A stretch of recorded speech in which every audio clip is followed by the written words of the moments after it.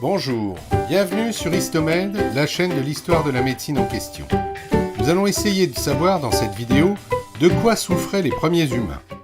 Les techniques de paléopathologie, osseuse, organique, génétique, évoquées dans la vidéo précédente, nous ont d'abord appris que notre ancêtre, l'Homo sapiens sapiens, ce qui signifie homme sage et on ne rit pas, apparut environ 50 à 40 000 ans avant notre ère.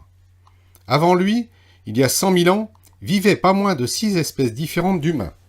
Homo sapiens, c'est l'homme de Cro-Magnon dont nous avons déjà parlé, Néandertal ayant disparu en moins 35 000, non sans avoir sans doute laissé son patrimoine génétique chez les descendants de quelques veuves cro-magniennes esseulées, comme on en voit sur ces photographies d'époque, même si ce brassage génétique est controversé par certains.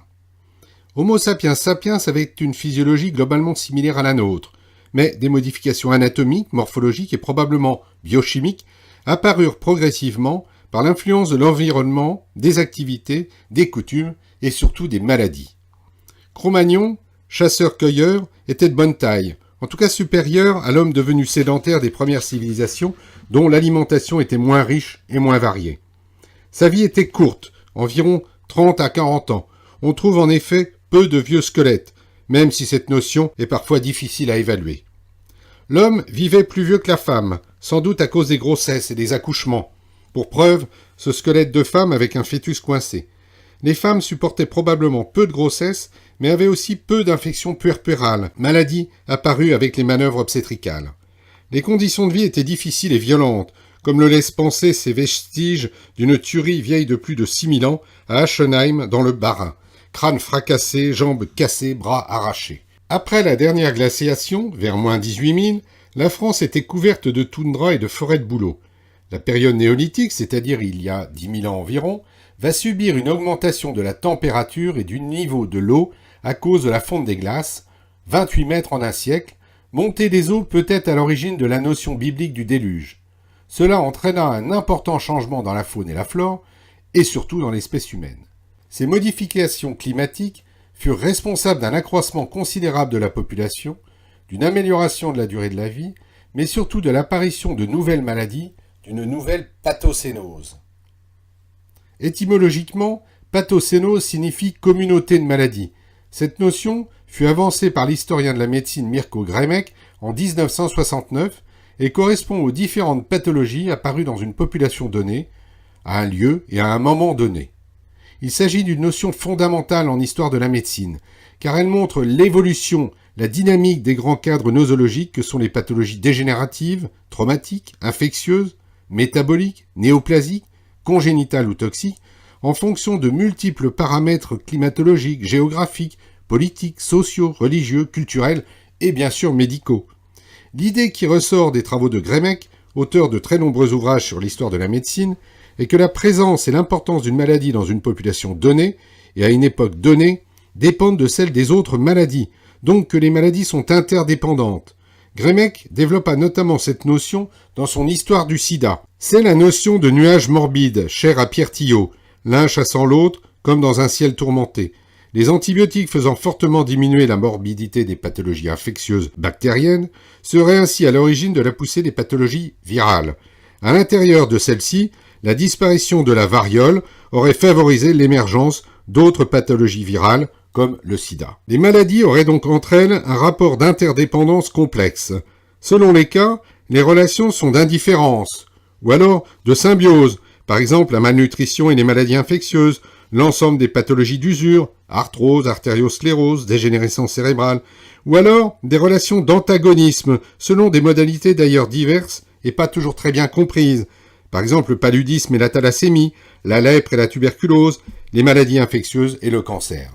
Toute pathocénose connaît un petit nombre de maladies fréquentes, dit maladies dominantes, et un grand nombre de maladies rares.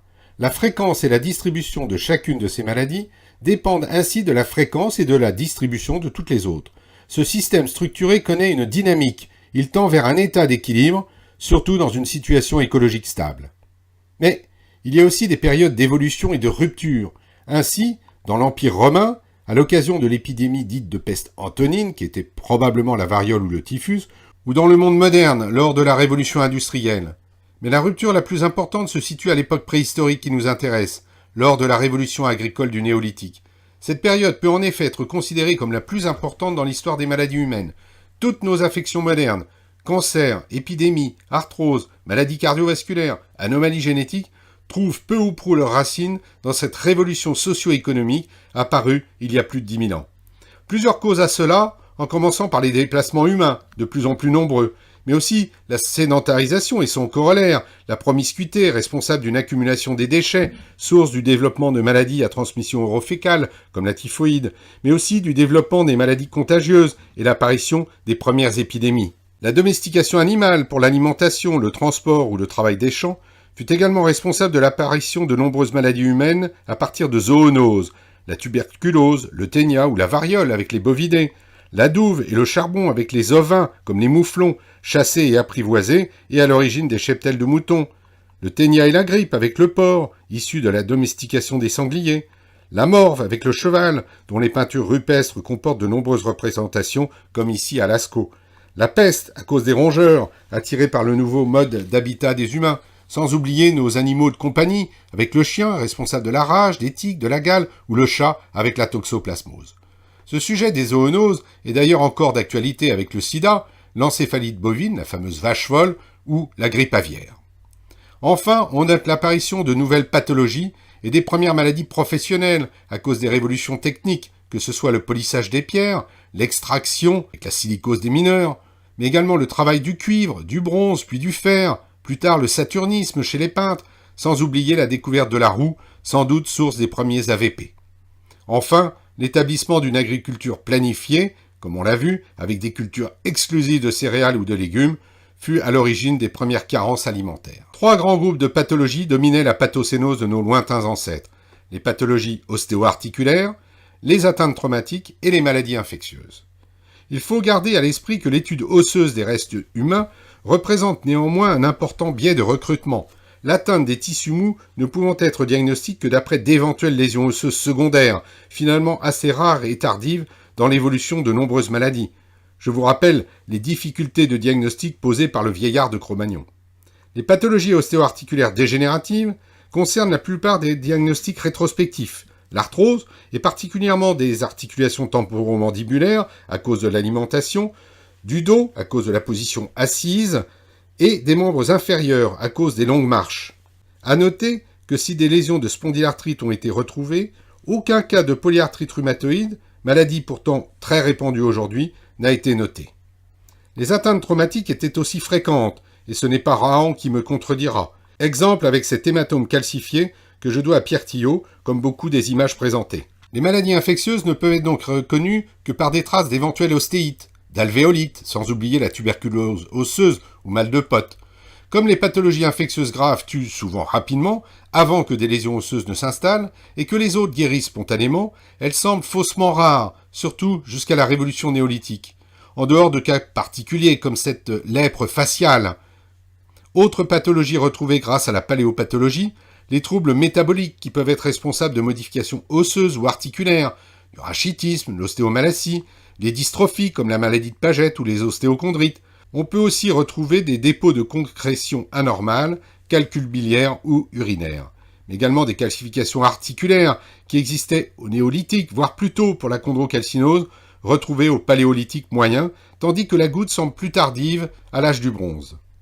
Les maladies congénitales, de diagnostic souvent facile quand elles intéressent le squelette, sont rarement retrouvées, mais des cas de malformations comme des agénésies osseuses, des malformations du crâne ou des pieds beaux ont été découverts.